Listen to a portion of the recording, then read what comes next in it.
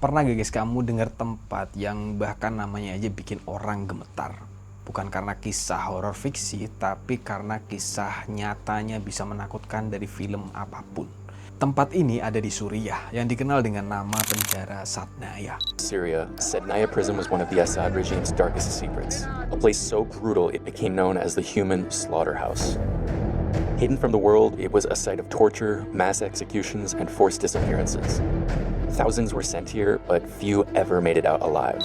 Bayangin nih guys, kamu hidup dalam satu ruangan kecil, gelap selama berbulan-bulan. Gak tahu siang atau malam, gak tahu kapan terakhir makan enak. Dan yang paling menyedihkan, kamu gak tahu apa kamu bakal keluar dari situ atau enggak. Ngeri banget pokoknya. Penjara Sanaya bukan penjara biasa guys. Ini tempat yang dijuluki banyak orang sebagai rumah jagal manusia.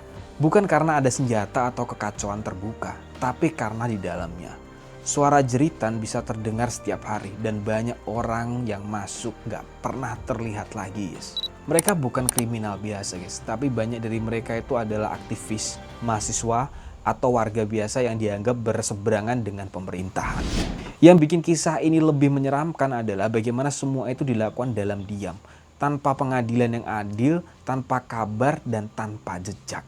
Testimonies and the sounds they recall within it. These testimonies are traumatic recollections and are rarely straightforward descriptions of events. In Sednaya, the architecture of the prison emerges not only as a location of torture, but itself as an instrument. Kamu nggak perlu jadi aktivis atau jurnalis buat peduli sama ini. Karena ini bukan cuma soal politik guys, ini soal kemanusiaan. Di chapter selanjutnya kita bakal bahas lebih dalam lagi gimana sebenarnya kondisi di dalam penjara Satnaya, seberapa parah sih keadaan para tahanan, dan kenapa tempat ini sampai disebut sebagai salah satu tempat paling menyeramkan di dunia guys.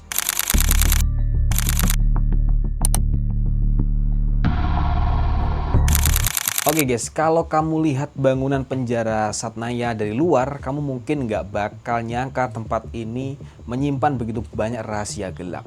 Bangunannya itu sangat besar, kokoh, berdiri di atas bukit, cuma sekitar 30 km dari kota Damaskus, Suriah.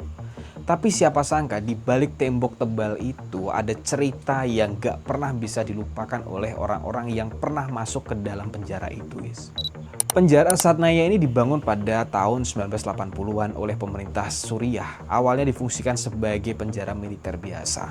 Tapi sejak konflik Suriah itu meletus pada tahun 2011, penjara ini berubah jadi salah satu simbol paling kelam dari pelanggaran HAM di dunia modern sekarang guys. Tempat ini guys disebut sebagai pusat penahanan bagi siapapun yang dianggap melawan pemerintahan Presiden Bashar al-Assad. Tapi guys, kata melawan di sini bisa sangat luas sekali loh. Bisa karena ikut demo, kirim status di media sosial, atau bahkan hanya karena kamu satu keluarga dengan orang yang dicurigai. Banyak dari mereka ditahan tanpa proses hukum, bahkan ada yang gak pernah tahu apa kesalahannya. Menurut laporan nih dari Amnesty International tahun 2017, penjara Satnaya punya dua bagian utama. Satu untuk tahanan militer, satu lagi untuk tahanan sipil. Tapi keduanya sama-sama dikenal karena perlakuannya yang sangat keras dan tidak manusiawi. Banyak mantan tahanan bersaksi bahwa mereka dikurung dalam kegelapan total, kadang berminggu-minggu tanpa melihat cahaya matahari. Suara jeritan dari ruang tahanan lain jadi musik harian yang bikin mental mereka tuh jadi terkikis sedikit demi sedikit guys. Ngeri banget. Lembaga seperti Human Rights Watch dan Amnesty International mengungkap bahwa penjara ini tidak punya pengawasan internasional. Dan pemerintah Suriah menolak semua upaya pemantauan independen. Itu sebabnya banyak yang menyebut Satnaya sebagai black site atau lokasi rahasia yang gak bisa disentuh oleh hukum atau keadilan. Jadi guys, penjara Satnaya ini bukan cuma soal dinding tebal dan jeruji besi. Tempat ini jadi simbol dari bagaimana kekuasaan bisa menekan tanpa batas ketika hukum dan kemanusiaan dibungkam guys. Oke guys, kalau kamu siap kita lanjutkan ke chapter 2, kondisi di dalam penjara Satnaya yang menyeramkan.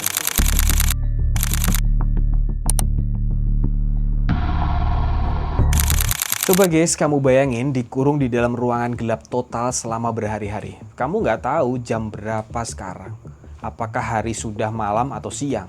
Dan yang paling bikin ngeri, kamu nggak tahu suara apa yang akan kamu dengar berikutnya di balik dinding. bisa jeritan, isakan, atau mungkin keheningan yang mencekam. Itulah sebagian kecil dari kondisi yang dialami para tahanan di penjara Satnaya. Menurut laporan dari Amnesty International dan kesaksian para mantan tahanan nih, kondisi di dalam penjara Satnaya itu sangat tidak manusiawi, guys. Para tahanan seringkali dipindahkan dalam keadaan mata tertutup dan tangan terikat. Bahkan mereka itu harus membungkuk atau merangkak supaya tidak melihat wajah para penjaga. Melihat bisa dianggap sebagai pelanggaran besar dan bisa berujung pada perlakuan yang sangat keras di sana, guys. Di penjara Satnaya itu ruang tahanannya sangat sempit, pengap dan gelap. Dalam satu ruangan bisa ada puluhan orang berdesakan. Udara hampir tidak mengalir dan kamar mandinya jika ada kondisinya sangat-sangat kotor. Para tahanan di sana jarang mandi dan akses ke air bersih sangat terbatas di sana. Bau sangat menyengat dari keringat, luka terbuka, dan limbah tubuh menjadi hal yang harus mereka hirup setiap hari, guys. Para tahanan itu, guys, di sana makannya seringkali hanya sepotong roti keras dan sedikit air. Tidak ada gizi yang cukup. Banyak tahanan di sana berat badannya itu turun drastis hanya dalam beberapa minggu saja di dalam penjara. Yang lebih menyakitkan, guys, komunikasi hampir tidak ada. Tahanan dilarang bicara, bahkan berbisik. Jika terdengar suara sekecil apapun dari sel, ada kemungkinan para penjaga akan melakukan tindakan balasan. Mereka hidup dalam ketakutan. Bukan karena ancaman nyata yang terlihat, tapi karena nggak tahu apa yang akan terjadi berikutnya. Satu mantan tahanan bernama Samir, ini nama samaran ya, dalam wawancaranya dengan Amnesty International mengatakan, "Kami tidur sambil duduk karena ruangan terlalu penuh. Kadang satu-satunya cara kami tahu bahwa ada yang sudah tidak bernapas lagi adalah saat tubuhnya sudah dingin di pagi hari." Apa yang terjadi di dalam penjara Satnaya, guys, bukan cuma soal kelaparan atau kegelapan, tapi tentang kehilangan harapan, kehilangan arah, bahkan kehilangan rasa percaya pada kehidupan itu sendiri. Di chapter selanjutnya kita bakal bahas lebih dalam soal apa yang sebenarnya dialami para tahanan.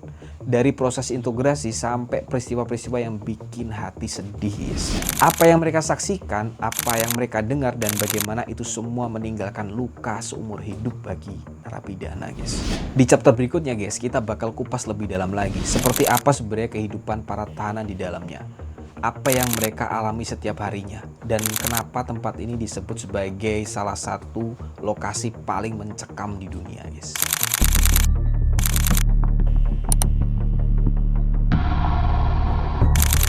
Bayangin deh, guys, kamu sedang tidur, lalu tiba-tiba dipindahkan ke tempat asing, diinterogasi tanpa tahu alasan yang jelas, dan selama berbulan-bulan gak pernah lihat cahaya matahari. Kamu gak tahu apakah keluargamu tahu kamu masih hidup. Kamu cuma bisa bertahan, berharap semuanya akan selesai, tapi setiap hari justru makin berat, guys. Inilah kenyataan yang dialami banyak orang di penjara Satnaya. Apa yang terjadi di dalam penjara ini nggak berhenti soal kondisi ruangan atau makanan, guys. Yang paling membekas justru adalah perlakuan yang mereka alami setiap hari. Para tahanan itu seringkali dipanggil tanpa alasan yang jelas, guys. Terus dibawa ke ruang interogasi, lalu kembali dalam keadaan yang lebih lemah secara fisik maupun mental, guys. Menurut Amnesty International, proses interogasi di Satnaya itu tidak seperti yang kamu lihat di film-film, guys. Tidak ada pengacara, tidak ada catatan hukum, dan tidak ada perlindungan. Para tahanan itu seringkali diminta untuk mengaku sesuatu, bahkan kalau mereka nggak tahu apa yang dimaksud. Beberapa mantan tahanan bercerita bahwa suara jeritan dari ruang interogasi itu bisa terdengar hingga ke sel tahanan, guys.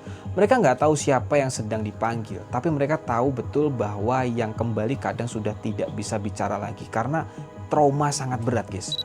Dan hal yang paling menyedihkan lagi, guys, adalah banyak dari mereka yang menghilang diam-diam. Nggak ada pemberitahuan resmi pada keluarga, nggak ada kuburannya, nggak ada informasi, hanya hilang begitu aja. Amnesty International menyebutkan ini sebagai praktek penghilangan paksa, di mana seseorang diambil oleh negara dan jejaknya dihapus sepenuhnya. Internasional sekitar 50 tahanan per minggu pada periode 2011 sampai 2015 dikabarkan menghilang di penjara ini.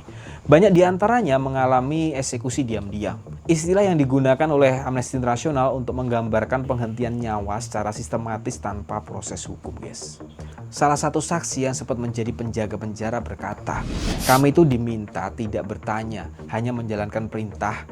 Tahanan dibawa malam hari dan keesokan paginya mereka tidak ada lagi." Apa yang terjadi pada para tahanan di Satnaya, guys? Bukan hanya soal fisik yang terluka, tapi tentang hilangnya rasa sebagai manusia. Mereka tidak hanya di penjara tubuhnya, tapi juga jiwanya, guys. Di chapter berikutnya kita akan bahas lebih luas bagaimana dunia internasional menyikapi penjara Satnaya, apa reaksi organisasi hak asasi manusia, dan apakah ada upaya untuk menghentikan semua ini. Kita bahas di chapter berikutnya.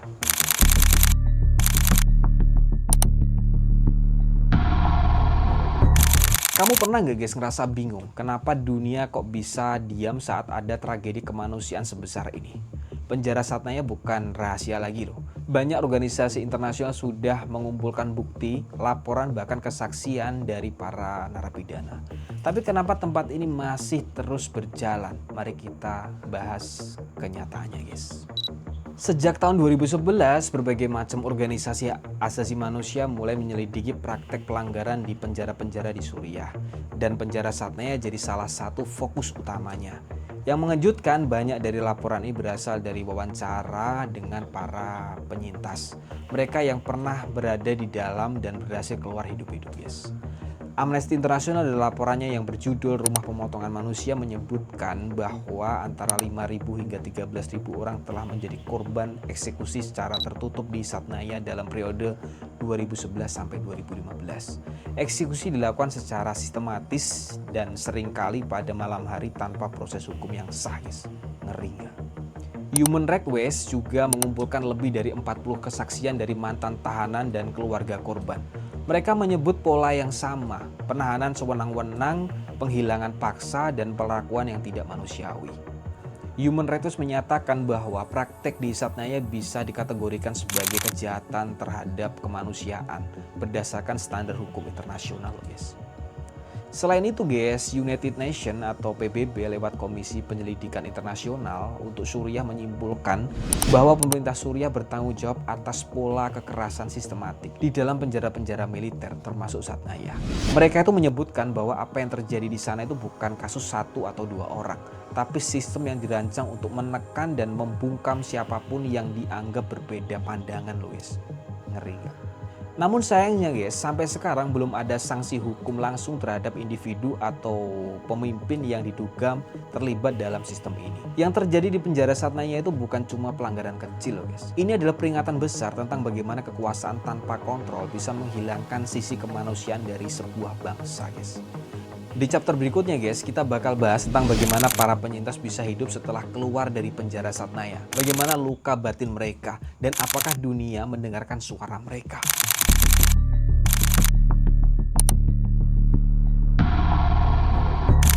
Coba bayangin guys, setelah bertahun-tahun hilang tanpa kabar, kamu tiba-tiba bisa pulang. Tapi orang-orang sudah mengira kamu itu sudah nggak ada. Tetanggamu memandang aneh, keluargamu campur aduk perasaannya. Senang, bingung, kaget, dan kamu bahkan lupa rasanya hidup bebas itu seperti apa. Itulah cerita nyata dari para mantan narapidana penjara Satnaya. Keluar dari penjara Satnaya itu bukan akhir dari penderitaan guys, bagi sebagian orang. Justru awal dari perjuangan baru. Para mantan narapidana ini sering kembali ke dunia luar dengan tubuh yang lemah, pikiran yang terguncang dan jiwa yang penuh luka. Bukan cuma trauma karena apa yang mereka alami secara fisik, tapi juga karena kehilangan waktu, kehilangan keluarga, dan kehilangan identitas guys. Menurut laporan organisasi Amnesty International, banyak mantan narapidana mengalami Post Traumatic Stress Disorder atau PTSD yang sangat berat.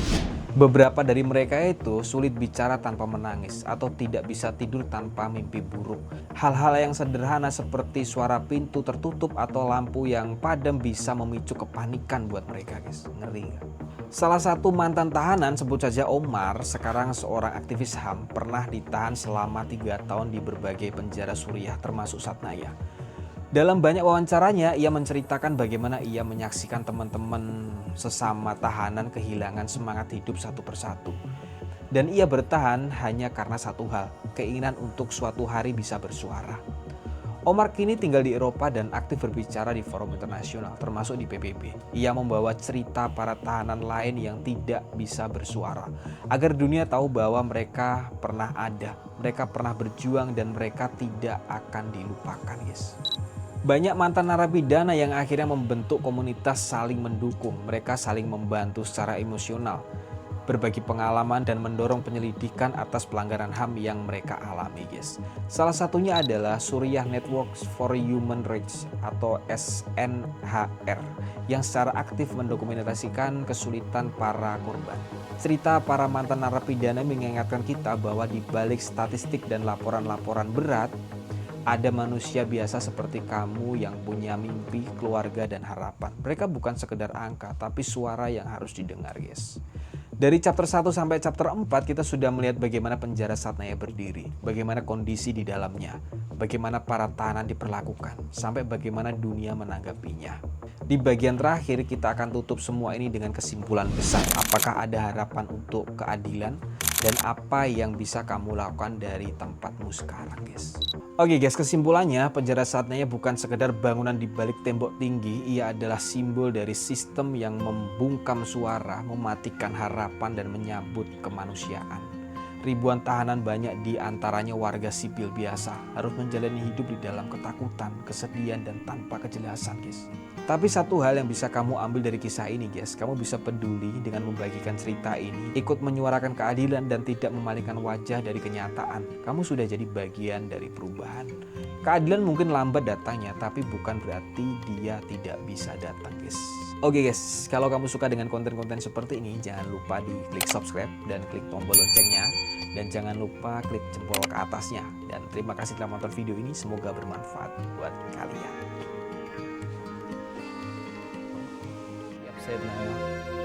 تمنيت اني ارجع على سرية المداهمة والاقتحام، تمنيت اني ارجع على فرع 215 وعيش فيه 200 سنة تعذيب مقارنة مع اصوات التعذيب بصيدنايا. يعني هنيك ما بس قلبك بيرجف، هنيك بسجن صيدنايا صوت التعذيب مختلف، الخوف اللي بقلبك